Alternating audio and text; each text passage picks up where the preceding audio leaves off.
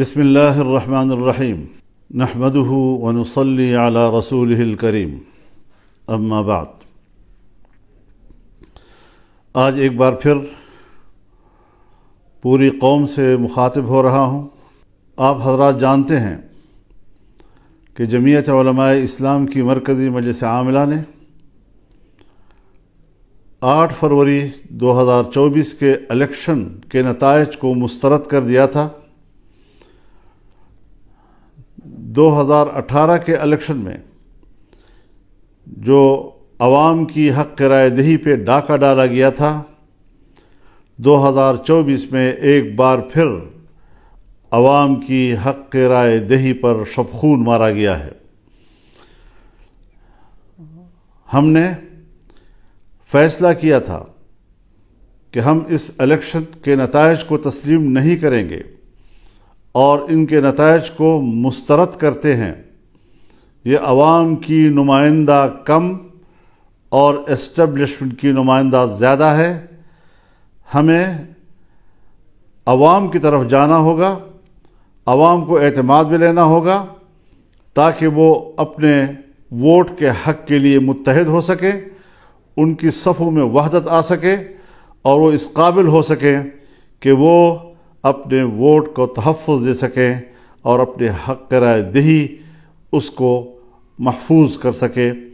یہ ایک واضح موقف ہے ہمارا اور اس موقف کی طرف ہم نے آگے بڑھنے کا فیصلہ کیا ہے۔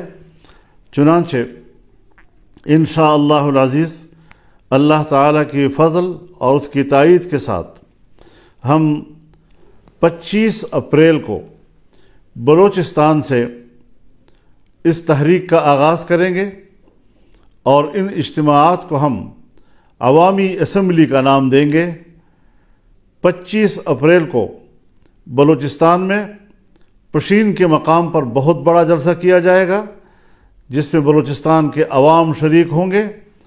اسی طریقے سے 2 مئی کو کراچی میں بہت بڑا عوامی اسمبلی کا انعقاد ہوگا اور سندھ کے عوام اس میں شریک ہوں گے۔ ہماری تیسری عوامی اسمبلی پشاور میں ہوگی اور 9 مئی کو اس کا انعقاد ہوگا جس میں صوبہ خیبر پختونخوا کے تمام لوگوں کو دعوت دی جائے گی اور اس عوامی اسمبلی میں وہ شرکت کریں گے۔ اس کے بعد ہم لاہور کے لیے تاریخ کا تعین کریں گے جہاں پر پورے ملک کو اس میں شمولیت کی اور شرکت کی دعوت دی جائے گی اور ایک بہت بڑا ایک عوامی سیلاب وہ اپنی اسمبلی کا انعقاد کرے گا۔ ہم اس حوالے سے دوسری سیاسی جماعتوں سے بھی رابطہ کر رہے ہیں تاکہ عوام کی ایک متفقہ اور متحدہ صف وہ اس کو زندہ کیا جا سکے، اس کو منظم کیا جا سکے۔ تو اس حوالے سے ہم اس شیڈول کا اعلان کر رہے ہیں اور انشاءاللہ ہمارے کارکن، ہماری تنظیمیں، ہر صوبے کی اور ماتحت تنظیمیں ان کو کامیاب بنانے کے لیے فوراً حرکت میں آئیں گی۔ کیا مسئلہ ہے آخر کہ جہاں الیکشن کمیشن بے بس رہا ہے اور اس کو ایک نتیجہ بھی مرتب کرنے کی اجازت نہیں ہے اور اداروں کی طرف سے جو نتائج بھیجے جاتے ہیں، آج الیکشن کمیشن میں کوئی دم خم ہی نہیں رہ گیا ہے۔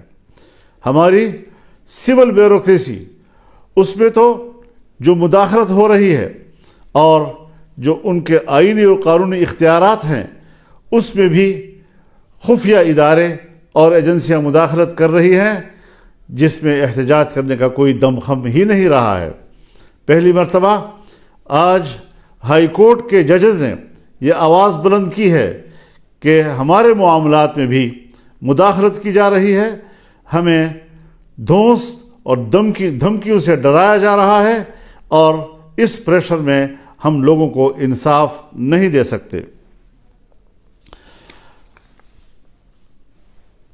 اس حوالے سے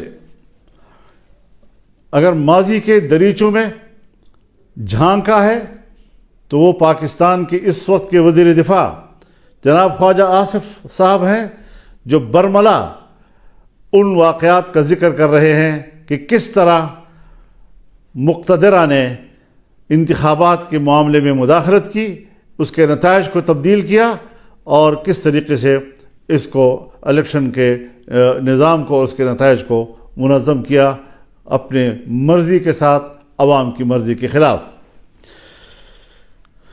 ظاہر ہے اس سارے صورتحال سے جمعیت علماء اسلام کے موقف کو تائید بھی مل رہی ہے اور تقویت بھی مل رہی ہے۔ ہمارا موقف صحیح ہے، ہم نے صحیح آواز بلند کی ہے، اور انشاءاللہ اس کو ہم آگے بڑھائیں گے۔ میں ایک دوسرا اعلان بھی اپنی مرکزی مجلس عاملہ کے اراکین کے مشاورت کے ساتھ، اکثر دوستوں نے ہمیں یہی مشورہ دیا ہے کہ جو ضمنی الیکشن کا شیڈول آیا ہے، اس ضمنی الیکشن کا بائیکاٹ کیا جائے گا۔ جمعیت علماء اسلام کا کوئی رکن ضمنی الیکشن میں حصہ نہیں لے گا، اور اس حوالے سے یہ بات واضح رہے کہ ہم ضمنی الیکشن چونکہ اسی الیکشن کا تسلسل ہے اور ہمیں پچھلے نتائج پر اعتماد نہیں، ہم کس طرح سے ضمنی حلقوں میں کوئی انصاف کی توقع رکھ سکتے ہیں؟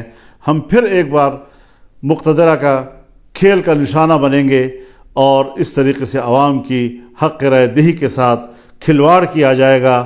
یہ بات کسی قدر ہمیں قابل قبول نہیں۔ انشاءاللہ العزیز رمضان المبارک کے بعد تحریک چلے گی، فیصلے اب ایوان میں نہیں میدان میں ہوں گے۔ اب مقتدرہ کی اسمبلی نہیں چلے گی، عوامی اسمبلی چلے گی، اور اس حوالے سے بھرپور عوامی جد و جہد کا آغاز کیا جائے گا۔ ہم اللہ سے مدد کی درخواست کرتے ہیں، دعا کرتے ہیں کہ اللہ تعالی ہمیں اس مقصد میں کامیابیاں عطا کریں، اور پاکستان کو ایک پرامن اور ایک اسلامی فلاحی ریاست کی صورت میں ہمیں دکھائے۔ میں اس بات کی وضاحت کر دینا چاہتا ہوں کہ ہماری جد و جہد وہ پرامن ہوگی، آئین اور قانون کے دائرے میں ہوگی، اور کسی قسم کا تشدد کا عنصر ہماری تحریک میں نہیں ہوگا۔ عوام کو حق پہنچتا ہے کہ وہ ملک میں احتجاج کریں اور اپنی رائے سے دنیا کو آگاہ کریں۔ آج عالمی دنیا بھی ہمارے الیکشن پر سوالات اٹھا رہی ہے، ہمارے انتخابات پر وہ اعتماد کا اظہار نہیں کر رہے، کوئی ہچکچا رہے ہیں، کوئی کسی قدر اظہار رائے کر رہے ہیں کہ پاکستان کے اس الیکشن کے نتائج پر اعتماد نہیں کیا جا سکتا۔ اس حوالے سے ہمارا موقف بالکل حقیقت پر مبنی، خود اعتمادی سے بھرپور، اور انشاءاللہ کامیابی کی منزل سے ہمکنار ہونے کے لیے آگے بڑھے گا۔ اللہ تعالی ہمارا حامی و ناصر ہو۔ وآخر دعوانا ان الحمد للہ رب العالمین۔